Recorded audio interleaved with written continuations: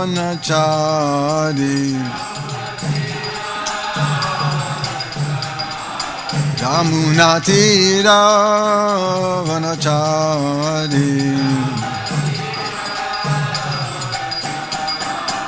Jai Radha Madhava Kunja Vihari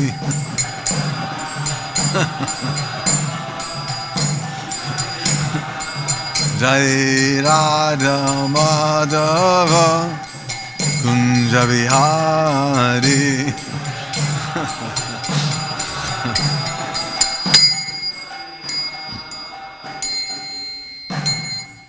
Jai Om Vishnupad Paramahansa Vaidivaraja Acharya Asta Saraswati Sri Maharaj Divine Grace Sabhai Charanana with Bhakti Vedanta Swami Srila Prabhupada Ki Jai Jai Om Vishnupad Paramahansa Vaidivaraja Acharya Asta Saraswati Sri Maharaj Divine Grace Srila Bhakti Vedanta Srila Prabhupada Ki Jai Grantaraj Srimad Bhagavatam Ki Jai Harinam Sankirtan Ki Jai Nitai Gauravimanandi All glorious to the sum of devotees All glorious to the sum of devotees All glories to some devotees. All glories to Sri Guru and Sri Gauranga.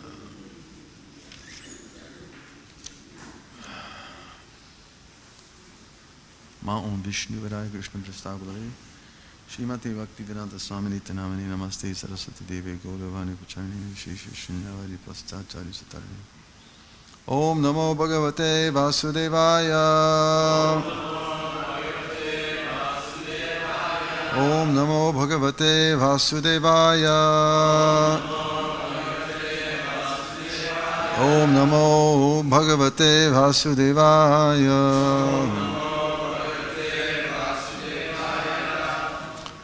Reading from Srimad Bhagavatam, 3rd Canto, Chapter 11, entitled Calculation of Time from the Atom. And we're going to be reading a few verses today because there are no purports on 2 and 3. And we'll recite text number 4 together. So I'll just chant 2 and 3.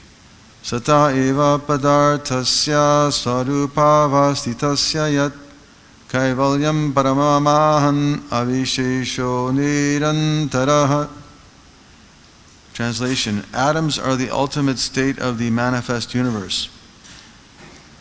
When they stay in their own forms without forming different bodies, they are called the unlimited oneness. There are certainly different bodies in physical forms, but the atoms themselves form the complete manifestation.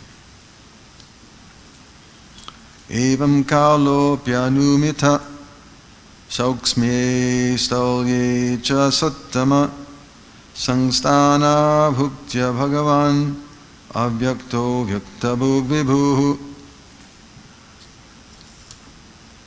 One can estimate time by measuring the movement of the atomic combination of bodies.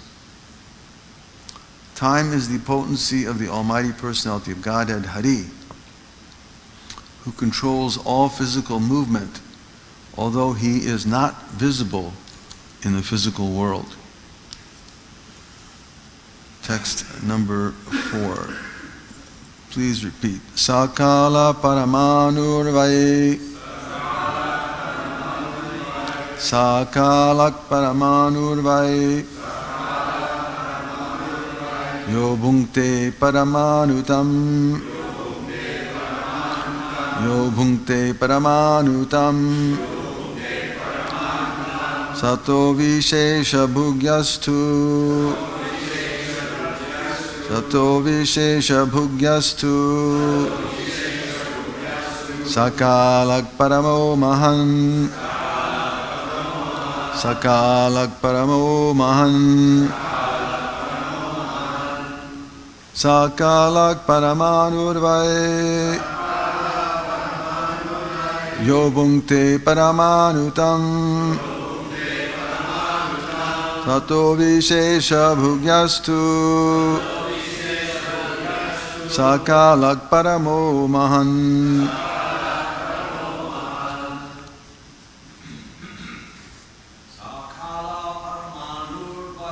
Sakalak Paramanurvai Yo Bhumte Paramanutam Rato Vishesha Bhugyastu Sakalak Paramo Mahan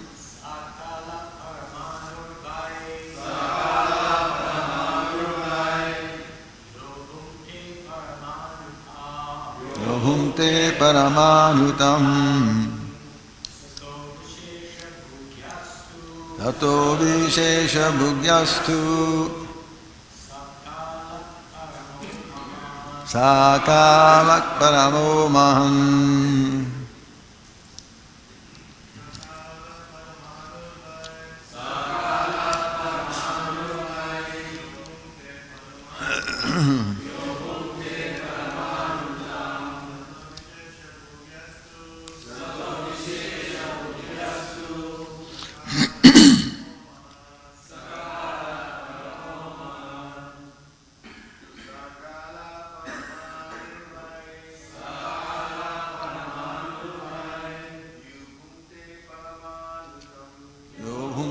Paramanutam Vishesha Bhugyastu Sakalak Paramahan. Ladies,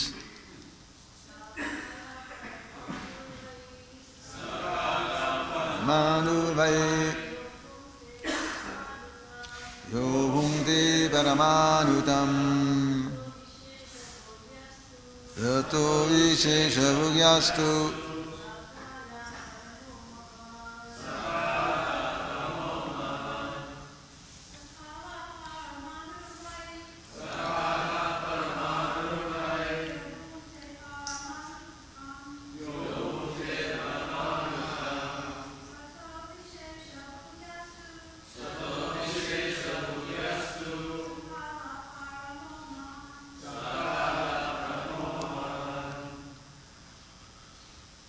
Saha, that, Kala, eternal time, Parama Anu, atomic, Vai, certainly, Yaha, which, Bhumte, passes through, Parama Anutam, the space of an atom, Sata, of the entire aggregate, Avishesha Bhuk, passing through the non-dual exhibition, Yatu, which, Saha, that, Kalaha, time, Padama, the supreme, Mahan, the great. Translation and purport by His Divine Grace Sri Bhaktivedanta Swami Prabhupada Ki Jai. Atomic time is measured according to its covering a particular atomic space. That time which covers the unmanifest aggregate of atoms is called the great time. Purport. Time and space are two correlative terms. Time is measured in terms of its covering a certain space of atoms. Standard time is calculated in terms of the movement of the sun. The time covered by the sun in passing over an atom is calculated as atomic time. The greatest time of all covers the entire existence of the non-dual manifestation. All the planets rotate and cover space, and space is calculated in terms of atoms. Each planet has its particular orbit for rotating, in which it moves without deviation. And similarly, the sun has its orbit. The complete calculation of the time of creation, maintenance, and dissolution measured in terms of the circulation of the total planetary systems until the end of creation, is known as the supreme Kala. Om Ajnanatimirandasya Gyananjana Shalakaya Chakshurmilitam Jena Tasmai Sri Gurave Namah. Ugam Gurudeva Chalam Pangam Langayate Girim Yadgirhamande Sigirim Dhirataranam Pramananda Margam Sri Chaitanya Ishwaram.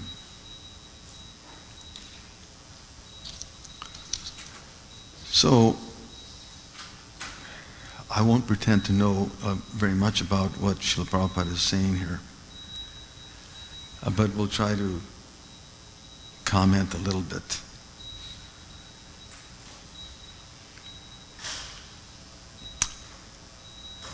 But just on a side note, we can understand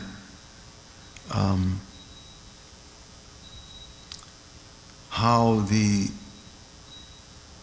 Parampara is so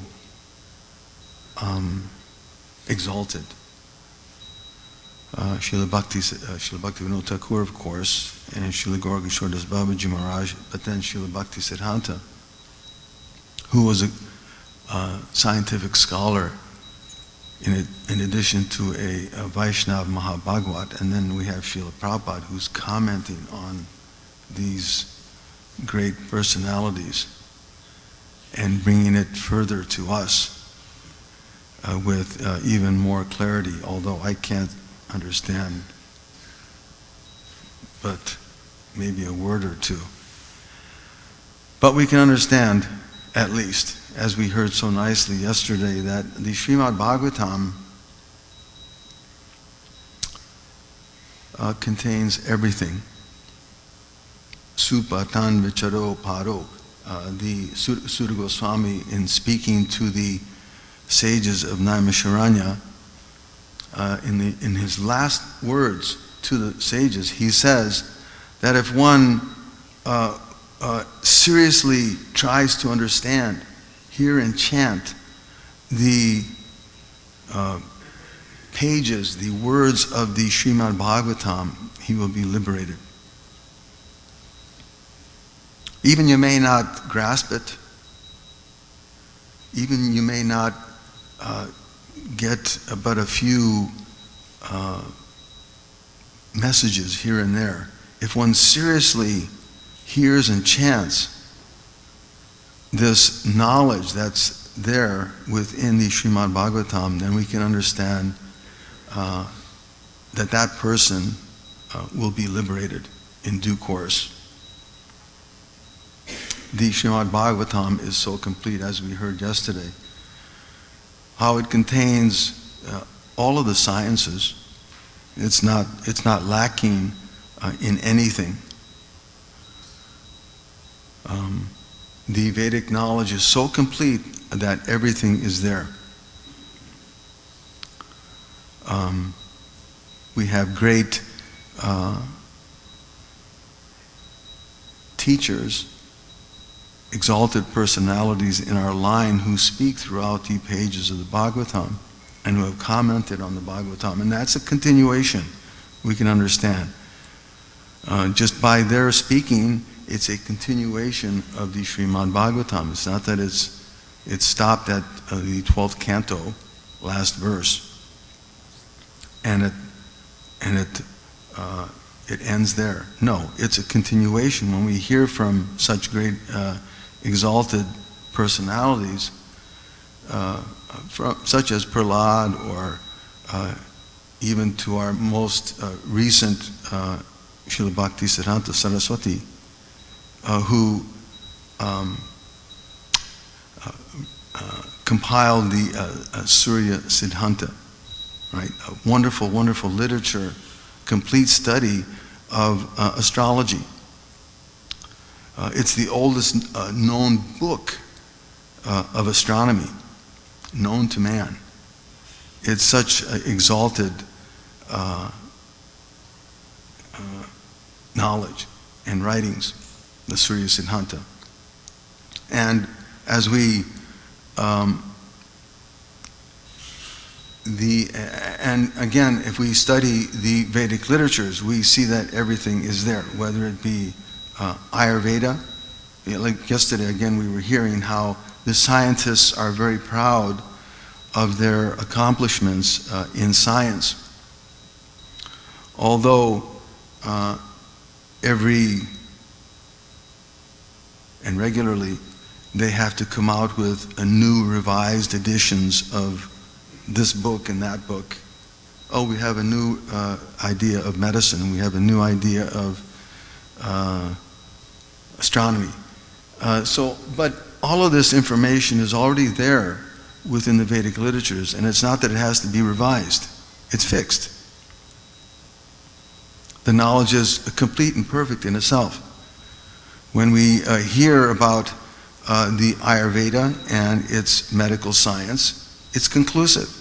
If you follow it carefully and practice it to its proper degree, the effects are there. Or if we study Dhanurved just now, there's a conflict going on in the world, and the various sides are experimenting with a group of people in a certain area. They're experimenting with their different weapons. That's all it is. It's just an experiment. It's an excuse to let's test this weapon over here, and then let's test this weapon over here and see how it works. It's just a constant circle. It's inconclusive. But if we read Dhanurved, that information is conclusive. You chant certain mantras. Dhanur means the science of the bow, or the science of warfare. That information is conclusive. You read in the Bhagavatam how when certain mantras are chanted properly, they can create a Brahmastra. And if it's chanted properly, then that Brahmastra can be controlled. So everything is there. It's not ambiguous. It's not some guesswork. Everything is there. Just as we're reading here, we're reading today about how atomic time is measured. Again, we can understand everything is coming from the Absolute. Yato va imani bhutani jayante. Everything is coming from the Absolute Truth. It's not somebody else's creation, but it's coming from the Absolute Truth. Everything is born from Him. And although He may not be seen, as Prabhupada explains in the previous purport, He's not visible in the physical world, but He's there. And it's coming from Him. So, in this case, we're reading how atomic time is measured. And we heard the other day Prabhupada mentions Kannada, right? Yeah, Kannada, the Paramanuvad of Kannada. Kannada, we can understand, is the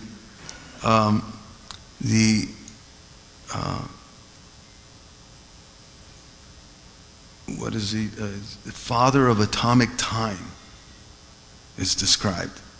He's the father of atomic theory. That's what it was, atomic theory. He's the father of atomic theory. And he's the propounder of the Vaishesika philosophy, right? Wherein all objects in the universe can be reduced to a finite number of atoms. Again, where do you get this information? Except from the Vedic literatures. Scientists are still trying to figure it out. But in the Vedic literatures, we understand that there is a knowledge of the time factor, there is knowledge of the atom, and there's knowledge although this Vaisheshika philosophy, it merged, there's some history there, how it merges with the Nyaya knowledge, or the process of logic and reasoning. It's different in that it accepts that there's a soul and there's a God. Although it's not very definitive, it's not clear, but it accepts that fact. And it has a process of knowledge. And it's based on an acquiring knowledge, and that's based on accepting perception and inference, right? In other words, we're reaching a conclusion from known facts. We're inferring something. So this knowledge is there within, again, the Vedic literatures. When Kanada developed his atomic theory, this is 2,600 years ago. This is thousands of years ago. It's not just recent, in 1940 or whenever it was that they had their, who was that person who did that, not Oppenheimer, but I think his name is, not, no, there's another personality I'm thinking of. He developed the atomic theory. Judah Karma must know him. I forget his name. Anyways, another personality in the 1940s.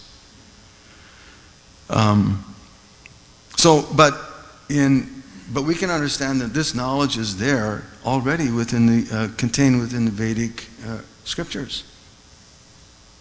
It's contained there within the Srimad Bhagavatam. Of course, one has to read it seriously to understand it, right? As Sutta Goswami explains, if you read it seriously and in the proper mood, the mood of bhakti, mood of devotion, with devotion, one will understand and become liberated. Liberated means that we're freed from material contamination, mental speculation, and fixed in understanding of the absolute truth. So this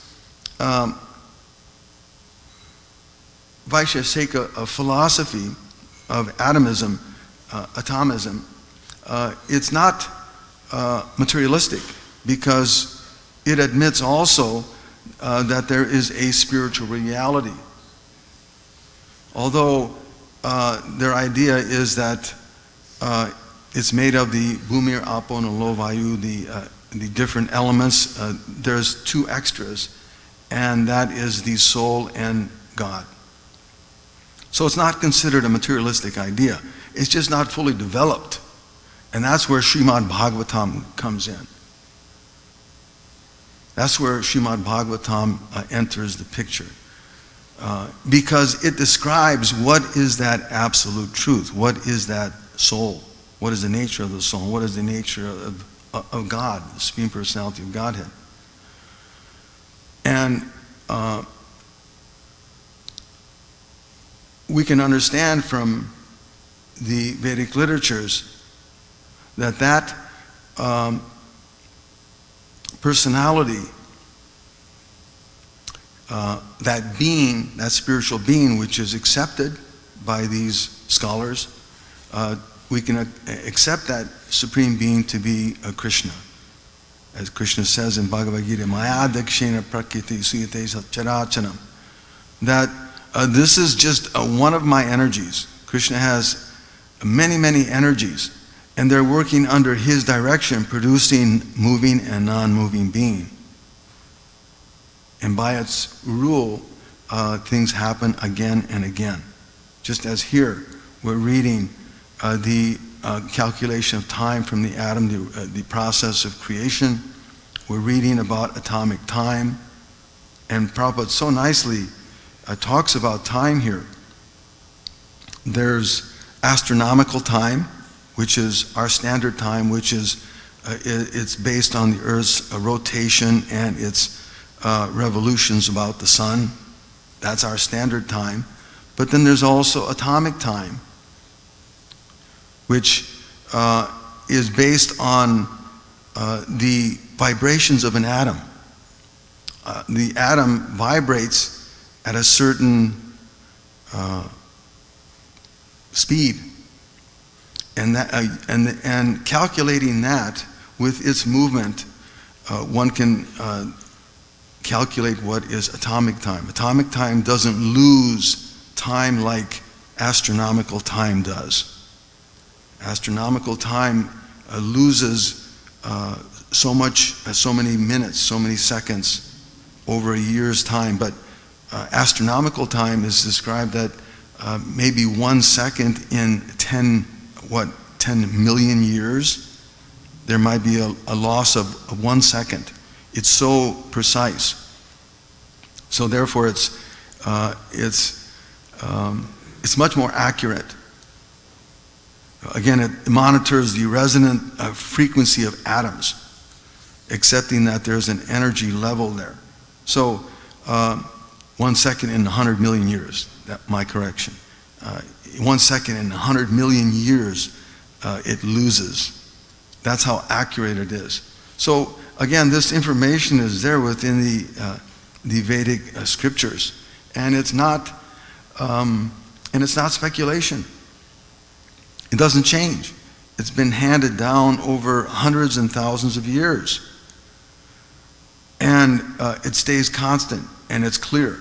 And if one again studies it very carefully, then it becomes revealed, and we can understand that it's all under the direction and control of the Supreme Lord, right? Parasha Shaktir Vividhayu Shuyate Sabhavika Jnana Balakriyacha.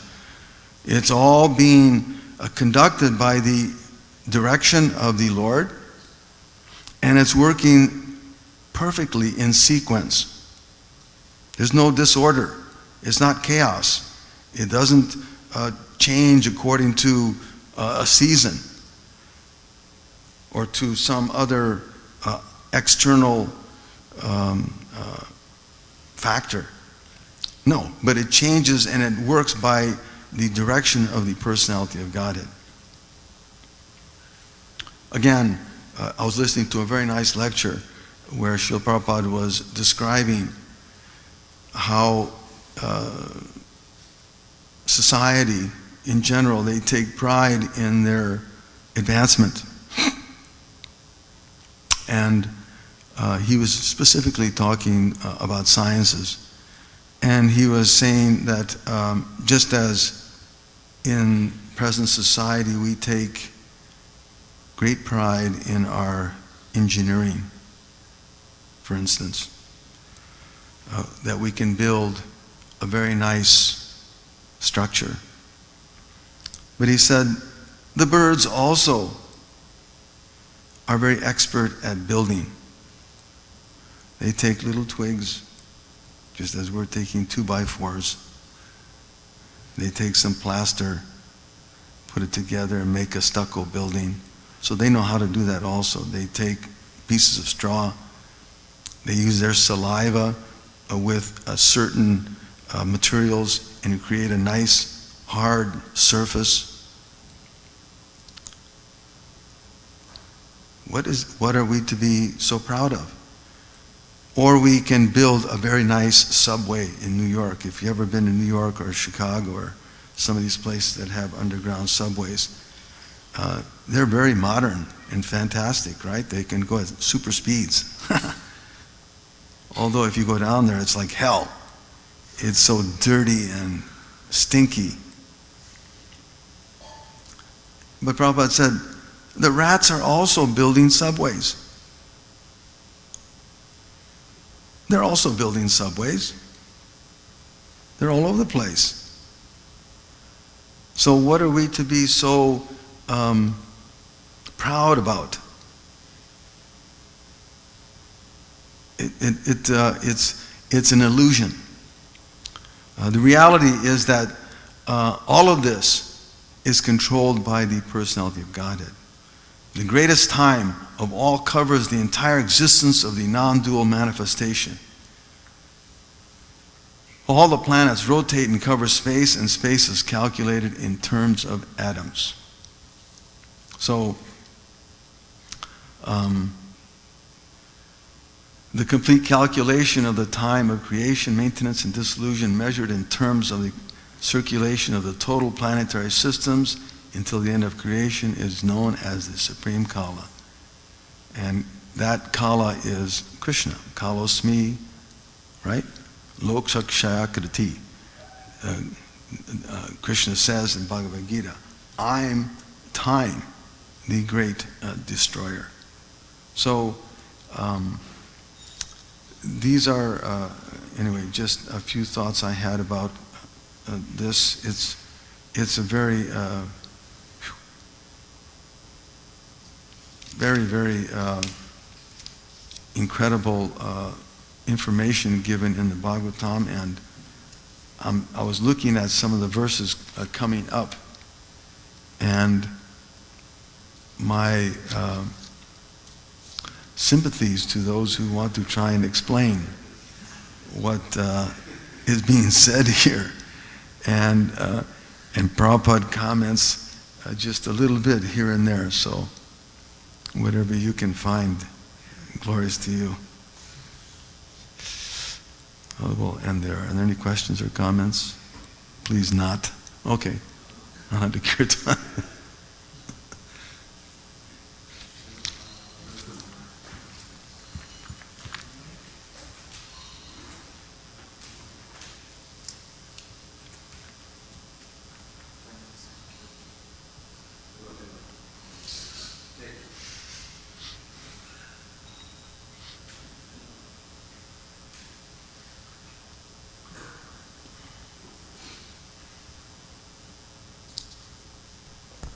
Hare Krishna.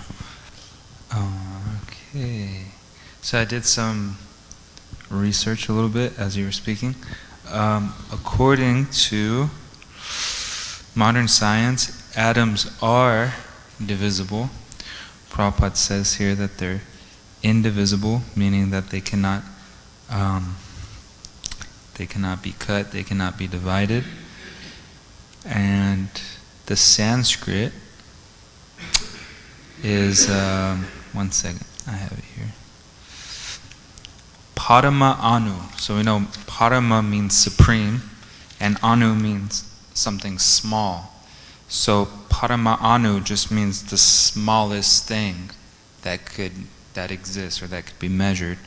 And Prabhupada chose to translate that as atom, and he says that it is, well, this is Shukadev Goswami or Maitreya Muni speaking, that the material manifestation's ultimate particle, which is indivisible and not formed into a body, is called the Parama Anu, which Prabhupada translates as atom, but according to science, atoms are divisible. So does that mean Prabhupada got the word wrong, or that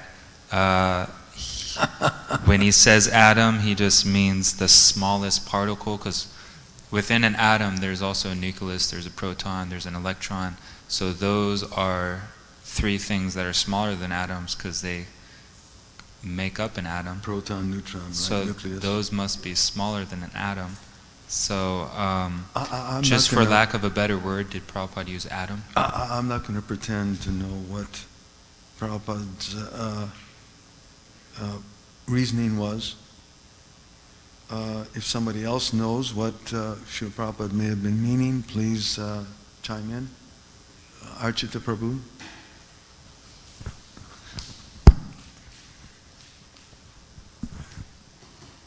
It's just a question of terminology.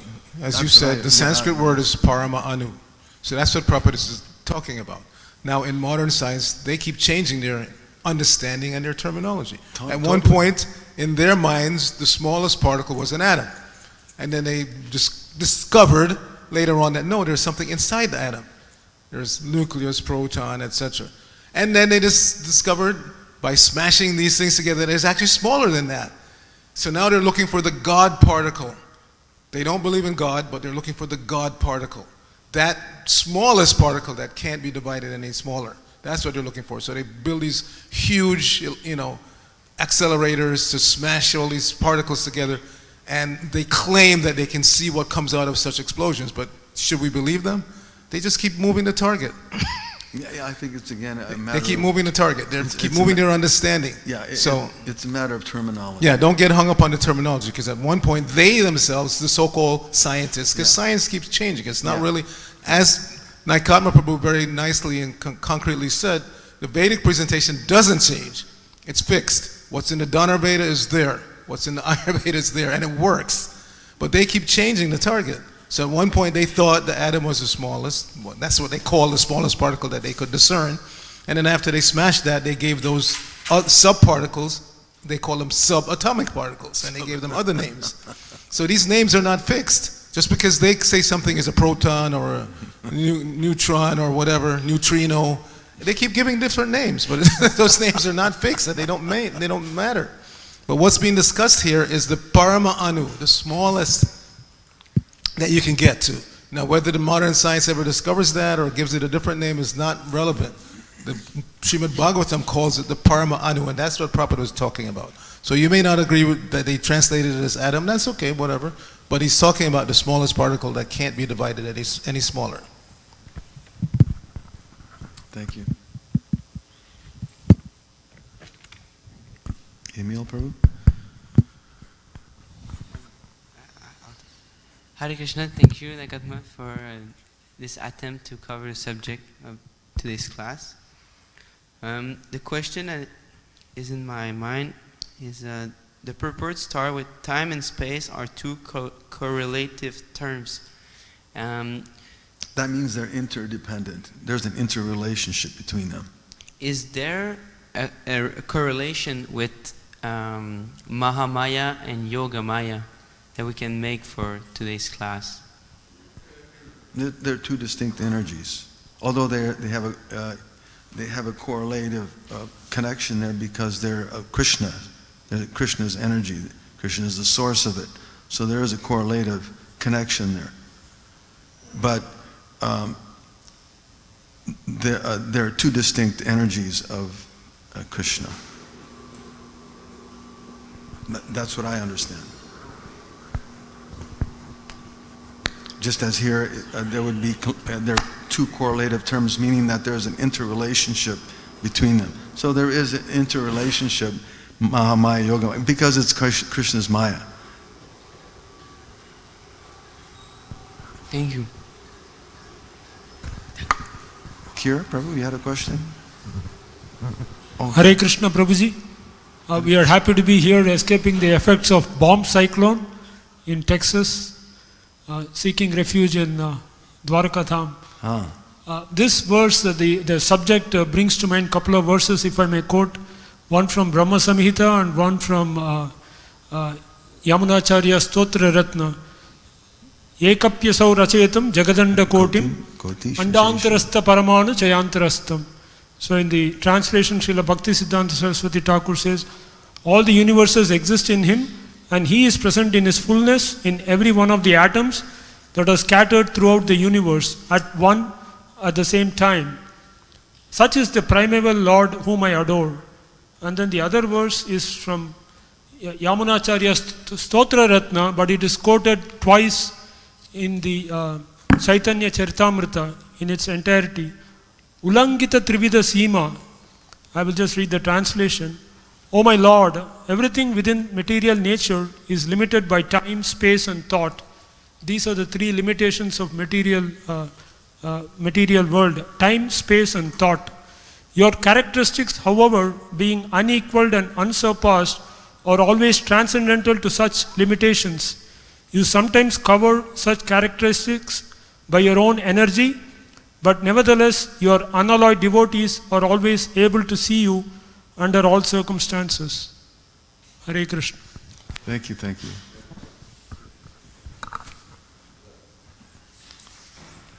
Jai Maharaj. I had a question that we were mentioning there are two kinds of time, universal time and the atomic time. Yeah, standard time, which would be astronomical, and then the atomic time. The astronomical is that which is calculated according to these planets and their movements, and the atomic time, which is calculated according to the resonance, the vibrations of the atom. So the like universal time, the planets are moving, and that's how time is measured. And the atomic time, there's a vibration frequency from the atom. So it's not moving, it's just in one place. It's just it's a vibration. vibration. Yeah, exactly. And you said that this vibration is more steady than this movement. You mentioned a loss of time. Correct. Could you explain that a little bit more? No, I can't. Okay. I don't know enough about that subject, but it's a very interesting topic. I did read a little bit about it yesterday, and it was way above my head.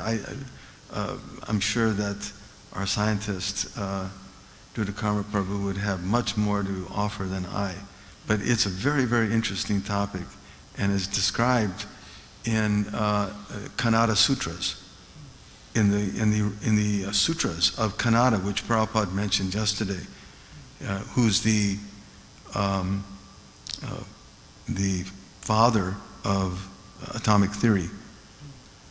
But it's a very, very fascinating topic, and it talks about, there's descriptions there how the atom, in its relationship to the in its movements in relationship to the sun, and how it's fixed. It doesn't deviate like the planets and the sun rotations and movements do. So it's very, very fascinating. But I know very, very, very little about it. So I'm just repeating like a useless parrot.